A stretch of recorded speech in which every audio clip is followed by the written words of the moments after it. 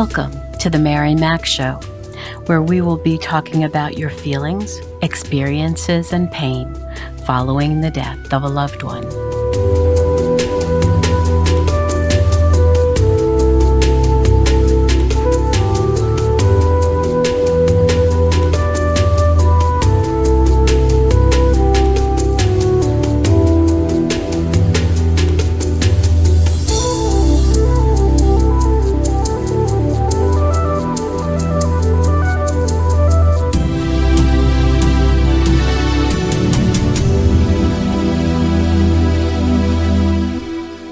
Good morning, good afternoon, good evening. Wherever you find yourself in this entire world, I welcome you. So, how are you, my friend, my warrior? Are you doing a little better this week? I certainly hope so. I've been thinking a lot about you this week.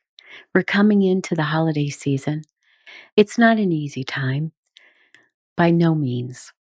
And if this is the first season without your loved one, I know it can be really difficult.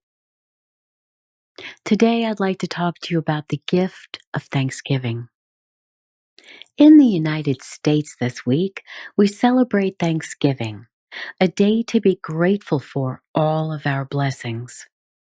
Some say this day is uniquely American, when the pilgrims who came from overseas to this new land sat together with American Indians to share their first meal together. Whether the story is exactly accurate, one can only go with the history as we know it. But the sitting down with those we love at least one day a year and acknowledging our blessings of having each other by our side is a great gift.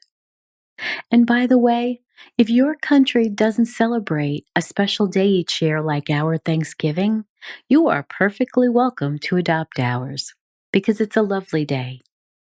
Here it happens each fourth Thursday in November, but make yours whatever day you want. Those of us who are grieving can attest much more so than others to how important it is to recognize our blessings, not only on Thanksgiving, but each day throughout the year. We know how desperately we wish they were still with us to celebrate the holidays. And that is why, from the beginning of my podcast and at the end of each episode since, I've encouraged you to write 5 things each evening in your gratitude journal so you will fall asleep to positive, uplifting thoughts to soothe you. So let's look at some things we can be grateful for this week and all year long. Celebrate each other. Who among your family and friends honors you and treasures you? I always say, spend your time with those who treasure you, not tolerate you. We already knew who we preferred to spend time with before our special loved one died, but after they died, it became even more clear. We have less tolerance for nonsense after we lose someone we love. With others, it can be their poor character, their lies, their abuse. But now these are all things that we no longer have time for. There is nothing wrong with leaving these relationships and friends behind. Your job is to surround yourself with as much peace as possible at this point in your life. Family and friends may not like you now because they always expected so much of you, but so be it. It's hard to act like you did before, hard to be the person you once were. You just can't do that anymore, and putting on a mask for their benefit isn't going to do it. It is very important that you take care of your own mental health and not feel guilty about it. If others around you are also grieving, they will understand your need for peaceful time just for yourself, just as they do. You all need to express your desires and honor that in each other. Next, you must honor your health. We don't understand the value of our mental, emotional, and physical health until it is impaired. Your well being is paramount. Without it, we only compound our grief with additional ailments. What can we do to help ourselves now? Perhaps reduce sugar intake, eat more cleanly, whole foods, move about more, often with deep breathing during long walks. Can you swim, enjoy sports, hike, do yoga or Pilates to stretch your body? Can you take vitamins to build your immune system? What other things can you be grateful for? Well, let's look. Our pets and the joy and laughter they bring us. If we don't have one, maybe we can consider getting a dog or cat, a wonderful little guy or gal to cuddle up with, to pet, to love. There is nothing more wonderful than being greeted by a dog who is all excited to see us when we arrive home at the end of the day. If we can have a pet of our own at this time, is there a neighbor or family member or friend who you could visit and have the ability to play with their pet? Or even babysit for their cat or dog when they are away on business or vacation? Also, if you are fortunate to have young children or grandchildren, it is delightful to see the look on their faces as they look at something new or learn something new for the first time. And of course, they will be overjoyed with a present from you. Taking small presents to those you love, even those you work with, or to a neighbor, says, I'm thinking of you and you mean so much to me.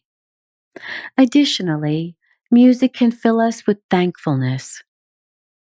Whether it's calm or screaming loud at home, dance all around your house and bring yourself joy. When I started my podcast, I really wanted to end each episode on a high note. I wanted you to feel a bit lighter after each message about such a heavy topic. This is why I wanted peaceful music as we started and some dancing, uplifting music at the end. And I'm believing that you are dancing, either on your feet or in your chair, at the end of each episode.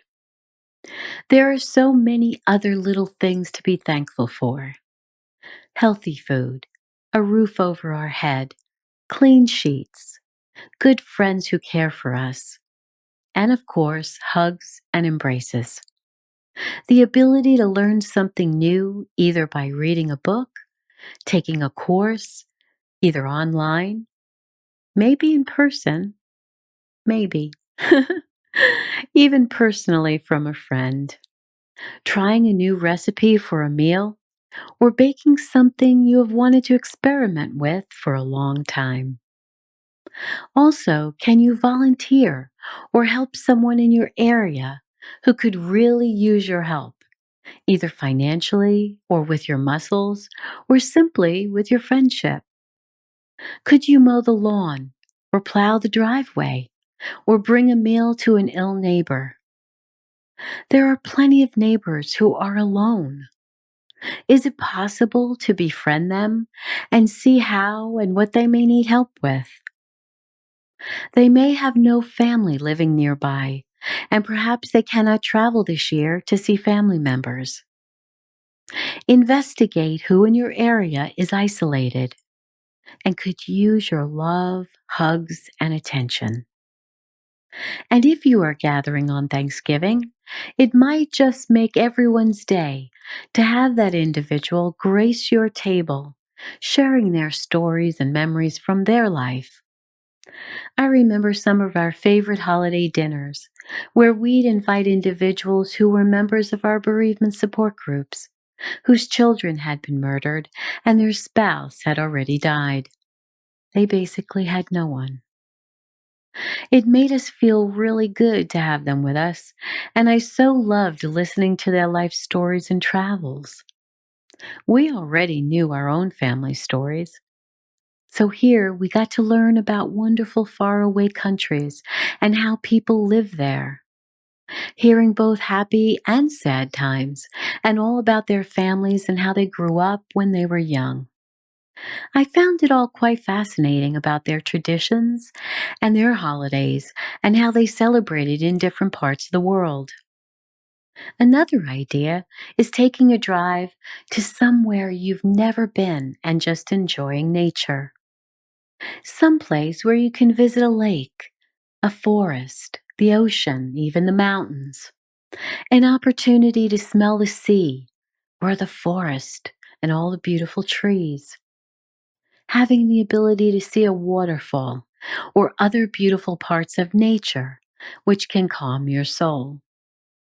So, this Thanksgiving Day, whether you can enjoy dinner with very special people you love, face to face, around the dinner table, or through digital platforms where you can raise your glass together and have conversations via the computer screen while you're having your dinner alone at home.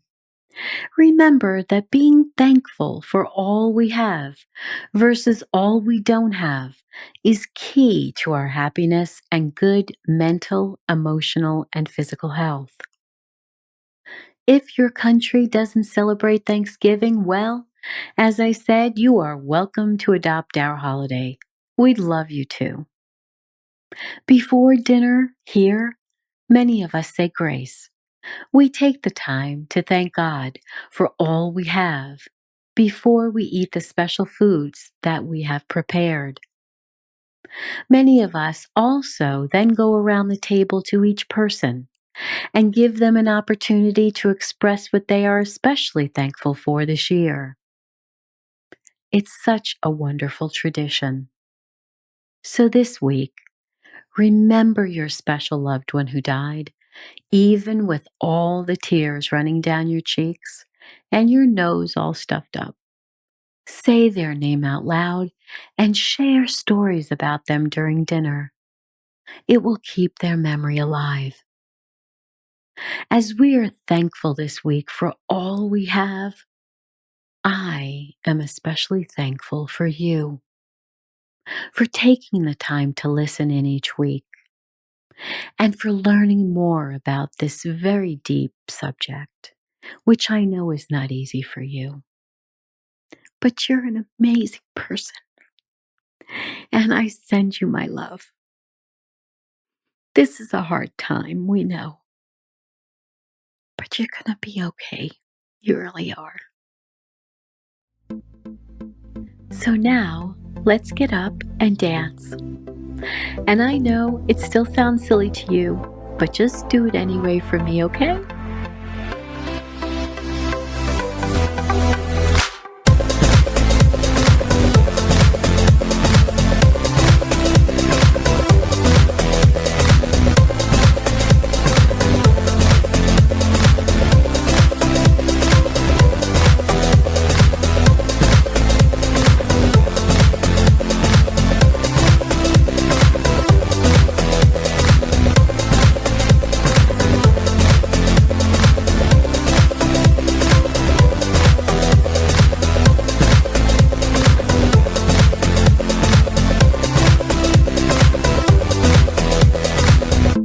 Thank you for being with me today. Remember to write 5 things each night in your journal that you are grateful for. As we move into the holiday season, pick up my book on holiday grief, which you can find on my website, marymac.info. Please subscribe to my podcast wherever you listen to me, and share it with those who may benefit from it, as well as support it on my site if you can. And as always, remember to be happy because you deserve to. I'll speak with you again soon.